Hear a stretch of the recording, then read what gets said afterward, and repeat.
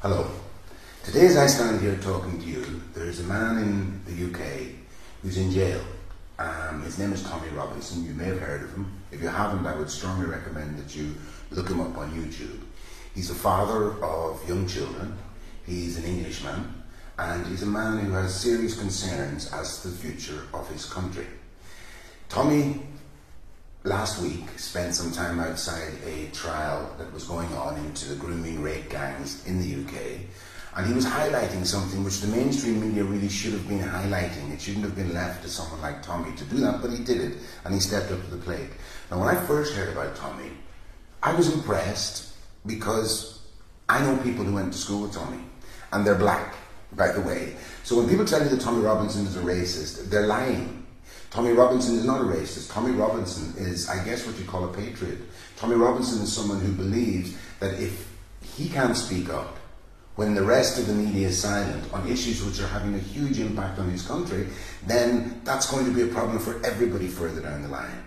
Now, this law that they have on free speech, it's either free speech or it's not. And that law really, in the first place, shouldn't ever have been brought in, because what it's been used to do is shut down dissent. It's been used to shut down people, to get them to change their tact. It's almost like political correctness within yourself. You are now told to police yourself and your thoughts and in what you say. And how that's ever going to be good for the future of any country is beyond me. We here in Ireland, we're one step away. We think, well, that's over there, that's not us. But actually, that's one step away from us. And very, very soon, people like you and people like me will be told not just what to think, when to think it, who to think it about. That is fundamentally wrong.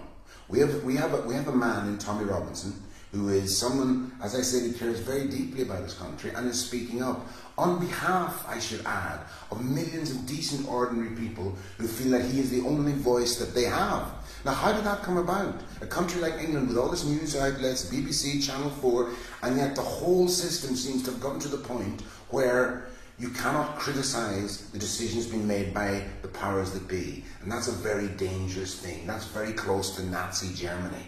And I know that's a strong word to use, but when I look at the blackout on these trials that are happening in the UK, where young girls are being raped, they're being groomed from the ages of 11 to 13, and it's predominantly, if the people who were doing this had red hair, we would have no problem calling them out and say those red-haired guys are at it again. As it happens in this instance, we're talking about a group of people from a particular area of the world, and this is part of their culture. This isn't an accident. This is how things are in that part of the world. You go to India, where there's no translation into Indian or Hindu for the word paedophile. Why? Because in those countries they believe that it's acceptable to marry a child once she starts to menstruate. That makes her a woman. Now, think about that. How are we here in Ireland going to deal with that when people who have that belief come to our country and feel that they have every right to impose their cultures on us? That's going to be very difficult for us, because we've long had this idea that children are innocent. And without that protection, there is no protection.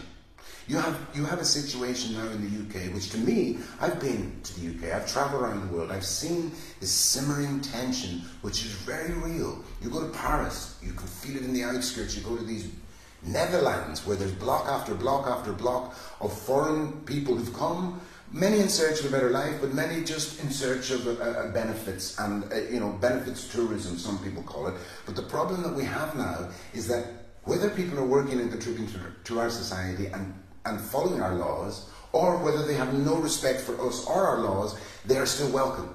And the reason being, of course, is that the powers that be want more consumers. They want more people to buy their stuff. That's really at the heart of this, and they have no preference for people who share their ideals. They have no preference for people who are like them. And what I would say, just to end this subject on Tommy, is that we all feel more comfortable being around people that we are more comfortable being around. And don't think for 1 minute that black people or Muslim people are any different than us. They want to be around the people they want to be around. The only difference is they have now come to our home. And I'm seeing in London and in the UK, in Manchester and Birmingham, Sharia law is coming. There are already places as far away as Scotland where there are patrols at night time of the mostly Muslim areas, and they're telling people you cannot come here dressed like that. You cannot bring your girlfriend here while she's drinking. Like, I'm somebody who's travelled, and when I travel, the first thing I do is I pay respect for the local customs. I will find out what's acceptable, what's not, and I will do what's appropriate because I have respect for those countries. If that ever doesn't happen the other way around, that's when we start to get real problems. So what I'd say to you now, find out about Tommy Robinson. Listen to what he's got to say, because this ridiculous notion that he's somebody who hates foreigners, you know he doesn't.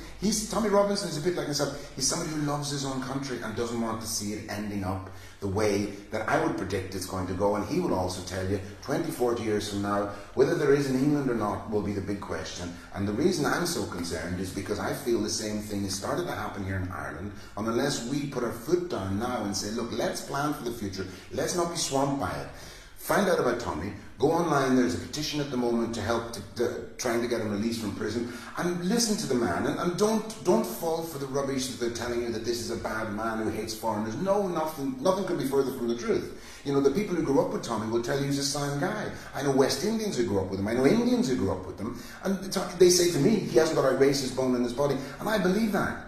So don't buy into the narrative that tells you Tommy Robinson is anything other than a good patriot who's concerned about the future of his country. And you should be too, to see what's happened to him just for speaking his mind.